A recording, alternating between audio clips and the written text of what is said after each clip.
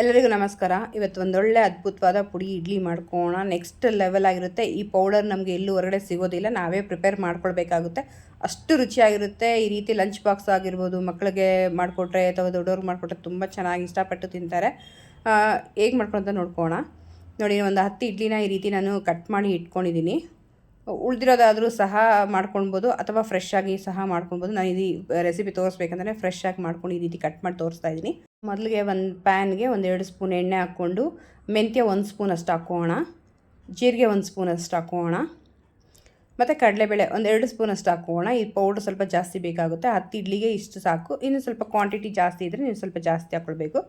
ಉದ್ದಿನಬೇಳೆ 1-2 ಸ್ಪೂನ್ ಹಾಕ್ಕೊಂಡು ಚೆನ್ನಾಗಿ ಈ ರೀತಿ ಹುರ್ಕೊಳ್ಬೇಕು. ರೋಸ್ಟ್ ಆಗಬೇಕು ಚೆನ್ನಾಗಿ. ಮತ್ತು ಕರ್ಬೇವಿನ ಸೊಪ್ಪು 1 ಹಿಡಿ ಹಾಕೋಣ. ಕರ್ಬೇವಿನ ಸೊಪ್ಪಲ್ಲಿ ಎಷ್ಟು ಆರೋಗ್ಯದ ಅಂಶಗಳಿದೆ ಅಂತ ಎಲ್ಲರಿಗೂ ಗೊತ್ತೇ ಇರೋ ವಿಷಯ. ಸೊ ಈ ರೀತಿ ಮಾಡಿಕೊಟ್ರೆ ಆರಾಮ್ಸೆ ತಿಂದುಬಿಡ್ತಾರೆ, ಅಷ್ಟು ಚೆನ್ನಾಗಿರುತ್ತೆ. ಇದನ್ನು ಸಹ ಚೆನ್ನಾಗಿ ರೋಸ್ಟ್ ಮಾಡ್ಕೊಳ್ಬೇಕಾಗುತ್ತೆ ನಾವು. ಒಮ್ಮೆ ಏನಾದರೂ ನೀವು ಈ ರೀತಿ ಒಮ್ಮೆ ಮಾಡಿಕೊಟ್ರೆ ಪದೇ ಪದೇ ಕೇಳ್ತಾ ಇರ್ತಾರೆ ಇದೇ ಥರ ಬೇಕು ಅಂತ. ಲಂಚ್ ಬಾಕ್ಸ್ಗಾಗಿರ್ಬೋದು ಮತ್ತು ಸ್ನ್ಯಾಕ್ಸ್ಗಾಗಿರ್ಬೋದು ಈ ರೀತಿ ತಿನ್ಬೋದು, ತುಂಬ ಚೆನ್ನಾಗಿರುತ್ತೆ. ಇಲ್ಲಿ ನಾನು ಖಾರಕ್ಕೆ ಒಂದು 3-4 ಬೇಡಿಗೆ ಮೆಣಸಿನ್ಕಾಯಿ ತೊಗೊಂಡಿದ್ದೀನಿ. ನಮಗೆ ಇಷ್ಟು ಖಾರ ಸಾಕಾಗುತ್ತೆ. ನಿಮಗೆ ಎಷ್ಟು ಬೇಕೋ ಅಷ್ಟು ಹಾಕ್ಕೊಳ್ಬೋದು, ಏನೂ ಪ್ರಾಬ್ಲಮ್ ಇಲ್ಲ. ಬಟ್ ಕಲರ್ಫುಲ್ಲಾಗಿ ಚೆನ್ನಾಗಿರುತ್ತೆ, ಆರೋಮೆಟಿಕ್ಕಾಗಿರುತ್ತೆ. ಅಷ್ಟು ಸ್ಪೈಸಿಯನ್ನು ಜಾಸ್ತಿ ಇರಲ್ಲ. ಮಕ್ಳಿಗಂತೂ ತುಂಬಾ ಇಷ್ಟಪಟ್ಟು ಮಾಡ್ತಾರೆ, ಗಲಾಟೆ ಮಾಡಿಸ್ಕೊಂಡು ತಿಂತಾರೆ ಇದೇ ರೀತಿ ಮಾಡಿಕೊಡು ಅಂತ. ಸೊ ಇದನ್ನ ನಾವು ಚೆನ್ನಾಗಿ ಫ್ರೈ ಆಗಿದೆ, ಈಗ ಮಿಕ್ಸಿ ಮಾಡ್ಕೊಳ್ಳೋಣ. ಅಂದರೆ ಒಂದು 90-95% ಅಷ್ಟು ನಾವು ಇದನ್ನ ಪೌಡ್ರ್ ಮಾಡ್ಕೊಳ್ಬೇಕಾಗುತ್ತೆ.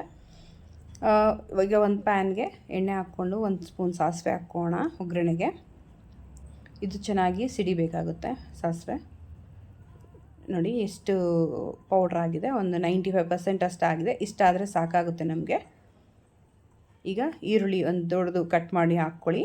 ಈ ರೀತಿ ಉದ್ದುದಕ್ಕೆ ಹಾಕ್ಕೊಳ್ಳೋದ್ರಿಂದ ನಮಗೆ ಅದು ಟೇಸ್ಟ್ ಅನ್ನೋದು ತುಂಬ ಸ್ವಲ್ಪ ಚೆನ್ನಾಗಿ ಬರುತ್ತೆ. ಸೊ ಈ ರೀತಿಯೇ ಕಟ್ ಮಾಡಿ ಹಾಕ್ಕೊಂಡು ಚೆನ್ನಾಗಿ ಫ್ರೈ ಮಾಡ್ಕೊಳ್ಳಿ. ಇನ್ನೂ ಯಾರೆಲ್ಲ ನನ್ನ ಪೇಜ್ನ ಫಾಲೋ ಮಾಡಿಲ್ಲ, ಸಬ್ಸ್ಕ್ರೈಬ್ ಮಾಡಿಲ್ಲ, ಪ್ಲೀಸ್ ಫಾಲೋ ಆ್ಯಂಡ್ ಸಬ್ಸ್ಕ್ರೈಬ್ ಮಾಡಿ, ಸಪೋರ್ಟ್ ಮಾಡಿ. ಫ್ರೆಂಡ್ಸ್ ಆ್ಯಂಡ್ ಫ್ಯಾಮಿಲಿಗೂ ಸಹ ಶೇರ್ ಮಾಡ್ಕೊಳ್ಳಿ, ಅವರು ಸಹ ಈ ರೀತಿ ಮಾಡ್ಕೊಳ್ಳಿ. ತುಂಬ ನೆಕ್ಸ್ಟ್ ಲೆವೆಲ್ ಆಗಿರುತ್ತೆ ಈ ರೆಸಿಪಿ ಅಂತೂ. ನೋಡಿ ಈ ರೀತಿ ನೀಟಾಗಿ ಫ್ರೈ ಮಾಡ್ಕೊಳ್ಬೇಕಾಗುತ್ತಾ. ಈಗ ಇಡ್ಲಿ ಹಾಕ್ಕೋಣ. ಏನು ಕಟ್ ಮಾಡಿ ಇಟ್ಕೊಂಡಿದ್ದೀವೋ ಇಡ್ಲಿ ಪೀಸಸ್ನ ಅದನ್ನು ಸಹ ಹಾಕ್ಕೋಣ.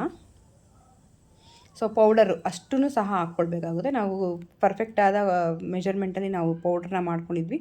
ಸೊ ಅದನ್ನು ಸಹ ಸೇರಿಸ್ಕೋಣ. ಕೊತ್ತಂಬರಿ ಒಂದು ಸ್ವಲ್ಪ ಕಟ್ ಮಾಡಿ ಹಾಕ್ಕೋಣ.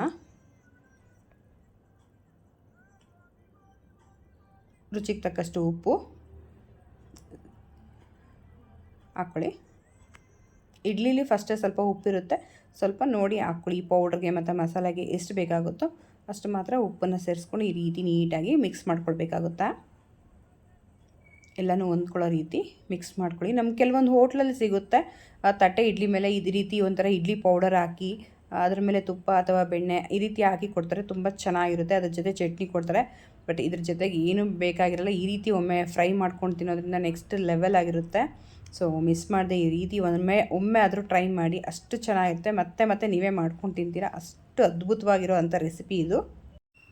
ಆಂಧ್ರ ತಮಿಳ್ನಾಡಲ್ಲಿ ಇಡ್ಲಿ ಪುಡಿ ಅಂತ ಮಾಡ್ಕೊಂಡು ತಿಂತಾರೆ. ಬಟ್ ಆ ರೀತಿ ಅದು ಇಡ್ಲಿ ಮೇಲೆ ಪೌಡರ್ ಹಾಕ್ಕೊಂಡು ತಿಂತಾರೆ. ಆ ರೆಸಿಪಿಗನ್ನ ಈ ರೆಸಿಪಿ ಈ ರೀತಿ ಮಾಡ್ಕೊಳ್ಳೋದ್ರಿಂದ ನೆಕ್ಸ್ಟ್ ಲೆವೆಲ್ ಆಗಿರುತ್ತೆ. ಕೆಲವೊಂದು ಹೋಟ್ಲಲ್ಲೆಲ್ಲ ನಿಜವಾಗ್ಲೂ ಕೊಡ್ತಾರೆ. 45 ರುಪೀಸ್, 45 50 ರುಪೀಸ್ ಒಂದು ಇಡ್ಲಿಗೆ ಚಾರ್ಜಸ್ ಮಾಡ್ತಾರೆ. ಅಷ್ಟು ನಾವು ದುಡ್ಡು ಕೊಟ್ಟು ಅಲ್ಲಿ ಹೋಗಿ ತಿನ್ನೋ ಬದಲು ಮನೇಲೇ ಈ ರೀತಿ ಮಾಡ್ಕೊಂಡು ತಿನ್ನೋದ್ರಿಂದ ರುಚಿಯಾಗಿ ಆರೋಗ್ಯವಾಗೂ ಸಹ ಇರ್ಬೋದು. ಮಕ್ಕಳಿಗಾದರೆ ಈ ರೀತಿ ಸಾಸ್ ಜೊತೆ ಕೊಡ್ಬೋದು, ದೊಡ್ಡವರಾದರೆ ಹಾಗೇನೂ ಸಹ ತಿನ್ಬೋದು ಅಥವಾ ಚಟ್ನಿ ಜೊತೆಲಿ ತಿನ್ಬೋದು. ನೆಕ್ಸ್ಟ್ ಲೆವೆಲ್ ಆಗಿರುತ್ತೆ. ಈ ವಿಡಿಯೋ ನೋಡಿ ಸಪೋರ್ಟ್ ಮಾಡ್ತಾ ಎಲ್ಲರಿಗೂ ಧನ್ಯವಾದಗಳು ತಿಳಿಸ್ತಾ ಹೊಸ ರೆಸಿಪಿಯೊಂದಿಗೆ ಮತ್ತೆ ಸಿಗೋಣ.